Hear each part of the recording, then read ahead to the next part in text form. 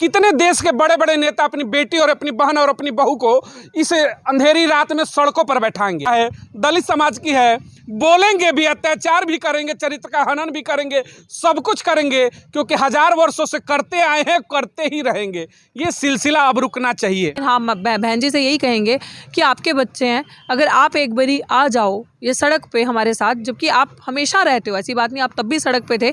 आज एक एज का भी फ़र्क होता है, लेकिन मुझे लगता है कि अगर एक बारी बहन जी पहल करते हैं वहाँ से, तो हमारे लिए बहुत बड़ी बात होगी। हम सब युवाओं की एक झटके में किस्मत बदल सकती है, एक झटके में चीज़ें बदल सकती हैं। बहुजन समाज के तमाम लोगों से लव हर सो मच, हम बहुत प्यार करते हैं उनको। ये चीज़ें मैंने सवाल इसलिए पूछा, देखिए अभी उम्मीदें बहुत है, बहुते होंगे बहुजन समाज के लीडर, लेकिन बहन मायावती की जब बात करते हैं तो मूवमेंट की, इन्होंने लड़ाइयाँ देखी हैं, इन्होंने अपने परिवार में, अपने समाज में परिवर्तन को देखा है, तो इनको भी कहीं ना कहीं उम्मीद है कि बहन मायावती का अगर इस मूवमेंट से जुड़ाव हो जाए तो शायद जो लंबी लड़ाई है 109 दिन, आगे पता नहीं कितने दिन जाएंगे, वो कुछ एक दिनों में शायद सॉल्व हो जाए।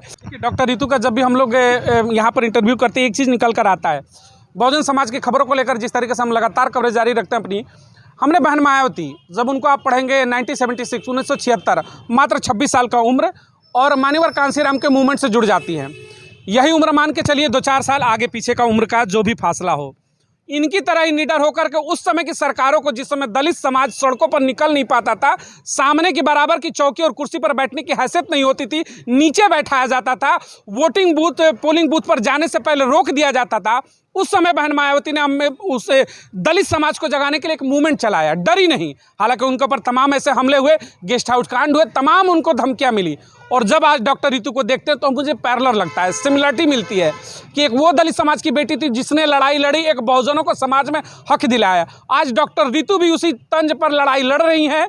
शायद ये अपनी लड़ाई अब नहीं रहेगी, क्योंकि इनके पोस्टरों पर लिखा है नौकरी नहीं, अब न्याय चाहिए। नौकरी बहुत हुआ, हम पढ़ा लेंगे, कैपेबल है तो अपनी कैपेबिलिटी दिखा लेंगे, लड़ाई तो अब न्याय की है। बहन मायावती सिमिलरिटी से मैं इसलिए कह रहा हूँ, एक दलित समाज की वो भी बेटी थी, उस समय लड़ा जब कोई आवाज़ नहीं उठाता। आज आप लड़ रहे हो, जो सत्ता शासन के सामने अच्छे अच्छे ने घुटने टेक दिए, डॉक्टर रितु लड़ रही है, सिमिलरिटी सेम है। बहन मायावती के लिए भी कोई मैसेज होगा आपकी तरफ से? जी बिल्कुल, मैसेज क्या, वो हमारे समाज का इतना बड़ा एक ऐसी मिसाल रही हैं वो, we are all so proud of her. और बहुत शुक्रिया आपका कि आपने हमें कंपेयर किया, जबकि कंपैरिजन कहीं दूर दूर तक मैच नहीं होता, क्योंकि आप ही की बात से ये चीज़ निकल के आ रही है कि उस वक्त लड़ना, ऐसी परिस्थितियों में एक महिला का योद्धा बन के आना और पूरा समाज को शिफ्ट चेंज कर देना, और एक पैराडाइम पूरा शिफ्ट हो जाना, और जहाँ पे इतनी बुरी स्थिति थी दलितों की, और 4-4 बार राज करना, ये बहुत बड़ी बात है, और सबसे बड़े प्रदेश पे, उत्तर प्रदेश। तो ये चीज़ तो एक बहुत बड़ी है। लेकिन हाँ, बहन जी से यही कहेंगे कि आपके बच्चे हैं, अगर आप एक बारी आ जाओ ये सड़क पे हमारे साथ, जबकि आप हमेशा रहते हो, ऐसी बात नहीं, आप तब भी सड़क पे थे। आज एक एज का भी फ़र्क होता है, लेकिन मुझे लगता है कि अगर एक बारी बहन जी पहल करते हैं वहाँ से, तो हमारे लिए बहुत बड़ी बात होगी। हम सब युवाओं की एक झटके में किस्मत बदल सकती है, एक झटके में चीज़ें बदल सकती हैं। बहुजन समाज के तमाम लोगों से लव हर सो मच, हम बहुत प्यार करते हैं उनको। ये चीज़ें मैंने सवाल इसलिए पूछा, देखिए अभी उम्मीदें बहुत है, बहुते होंगे बहुजन समाज के लीडर, लेकिन बहन मायावती की जब बात करते हैं तो मूवमेंट की, इन्होंने लड़ाइयाँ देखी हैं, इन्होंने अपने परिवार में, अपने समाज में परिवर्तन को देखा है, तो इनको भी कहीं ना कहीं उम्मीद है कि बहन मायावती का अगर इस मूवमेंट से जुड़ाव हो जाए तो शायद जो लंबी लड़ाई है 109 दिन, आगे पता नहीं कितने दिन जाएंगे, वो कुछ एक दिनों में शायद सॉल्व हो जाए। मैंने, देखिए आपका सिमिलरिटी मैंने क्यों कहा, आपने कहा कि वो दौर अलग था जब उन्होंने लड़ा, निकलना मुश्किल था। आज का भी दौर वही है, आप ज़्यादा बोलेंगे बिहाइंड द बार होंगी, अपराधी नहीं होंगे लेकिन आप होंगी। आपके अगर ईडी सीबीआई तमाम ऐसी एजेंसियां बैठेंगी जो आपके कान पकड़ के आपको घुटनों पर ला देंगी। ऐसे में अगर आप सड़कों पर बैठे हो तो सवाल आपके लिए, इसलिए मैं पैरेलल कह रहा था। बढ़िया है, मैं तो कहती हूँ ईडी सीबीआई जो भी XYZ आए, पता चले कि हमारे पास, उनको भी पता चले ना क्या लेकर बैठे हैं हम यहाँ पे। हम तो चाहते हैं कि ऐसा, अच्छा अगर यही चीज़ से हाईलाइट होते हैं, पॉपुलर होते हैं, सरकार की नज़रों में आते हैं, तो हम हाईलाइट हो जाएंगे, कम से कम सरकार को दिखेंगे। तो दलित महिला 108 दिन से इतिहास में अभी तक मुझे बता दीजिए किसने आंदोलन किया है, यहाँ बैठी है, कम से कम यही लोग हमें पॉपुलर तो कर दें, उनकी नज़रों में तो आ जाए, पॉपुलर प्रोपेगेंडा तो बन जाए, सरकार को दिख तो जाए जो नहीं दिख रहा। और दूसरी बात आपने कही कि ये वो दौर है कि जहाँ पर एक दलित महिला एक बोल्डली बोल रही है सर बोलूँगी, क्योंकि अपने समाज को ये दिखाना है, क्योंकि इन्होंने हमारी ज़ुबान बंद करके हमें क्यों निकाला, लक्ष्मण यादव को या प्रोफेसर रतन लाल को क्यों निकाल के इन्होंने एक एग्जाम्पल सेट करी कि हम जो बाकी बहुजन दलित समाज है उसको दिखा दें कि देखो अगर बोलोगे ना तो ये सज़ा मिलेगी, नौकरी से निकाल दिए जाओगे, ये करोगे। लेकिन हम एक एग्जाम्पल सेट कर रहे हैं कि निकाल देगा, डरना नहीं, लड़ना है, मरना नहीं, लड़ना है।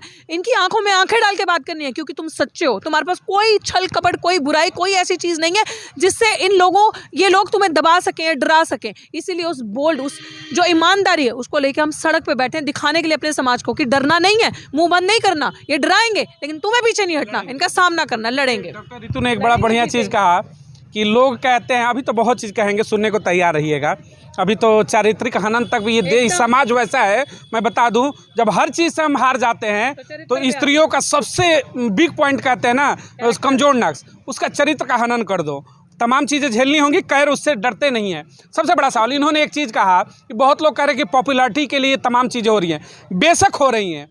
आप भी अपनी बहन बेटी को रात में बैठा दीजिए, मैं यकीन करता हूँ पॉपुलर करने की जिम्मेदारी मीडिया के नाते मैं जिम्मेदारी लेता हूँ कि पॉपुलर करूँगा। कितने देश के बड़े बड़े नेता अपनी बेटी और अपनी बहन और अपनी बहू को इस अंधेरी रात में सड़कों पर बैठाएंगे, या फिर जो लोग भी सवाल कर रहे हैं उनको मेरा जवाब है कि क्या आप अपनी बेटी अपनी बहन को यहाँ पर, अपने घर की बेटियों को बैठाएंगे सड़कों पर? बैठाइए, पॉपुलर हम करेंगे। नहीं बैठाएंगे, लेकिन बात फिर वही घूम कर आता है, दलित समाज की है। बोलेंगे भी, अत्याचार भी करेंगे, चरित्र का हनन भी करेंगे, सब कुछ करेंगे, क्योंकि 1000 वर्षों से करते आए हैं, करते ही रहेंगे। ये सिलसिला अब रुकना चाहिए, बिल्कुल रुकना चाहिए, क्योंकि मुझे ऐसा लगता है ये वही लोग करते हैं जो कभी अपने घर पे अपनी माँ बहन बेटी की इज्जत नहीं करते। ये वही लोग चरित्र का हनन करते हैं और कैरेक्टर असैसिनेट वुमेन का करते हैं। आपने बड़ी सही बात कही कि जब एक महिला का, स्पेशली महिला का ग्राफ ऊपर जाता है और कोई हथकंडा आपका सारे फेल हो जाते हैं, तो सबसे अच्छी बात है उसके चरित्र पर आ जाओ, उसके कैरेक्टर को असैसिनेट कर दो। बट हम उस चीज़ से भी नहीं डरते, हम हर चीज़ से, मेरे जैसी लड़की तो हर चीज़ से सामना करने के लिए तैयार है, क्योंकि मैं एक शिक्षिका रही हूँ और मैं उन्हीं चीज़ों से, जो मेरी क्लास की बच्चियाँ थी या लोग थे, उनको सामना करना सिखाती थी कि कभी इन चीज़ों से डरना नहीं है। ये जो अगर एक विमेन का रेप होता है, रेप से बुरी चीज़ क्या है? अगर एक विमेन का रेप होता है तो औरत को ये बोल दिया जाता है हाय इज्जत लूट के घर बैठो, बाहर मत निकलो, बेइज्जती होगी। नहीं, क्या उस लड़के की बेइज्जती नहीं होती जिसने ये कांड किया है? तो हमने तो हमेशा से इन चीज़ों के खिलाफ लड़ना सिखाया है, इन चीज़ों के खिलाफ बोल्ड रहो, सामना करो, कोर्ट तक घसीटो उस इंसान को, और मीडिया में आके इंटरव्यूज दो और बदनाम करो पूरे परिवार को और उस ऐसी जिसकी वो पैदाइश थी। तो ये चीज़ें तो हमने सिखाई हैं। हम पेट्रियार्की के खिलाफ लड़े हैं, जो एक पितृसत्ता थी उसके खिलाफ, मनुवाद के खिलाफ आज लड़ रहे हैं। हर तरीके से हम तैयार हैं, हम बेईमानों को एक्सपोज करेंगे।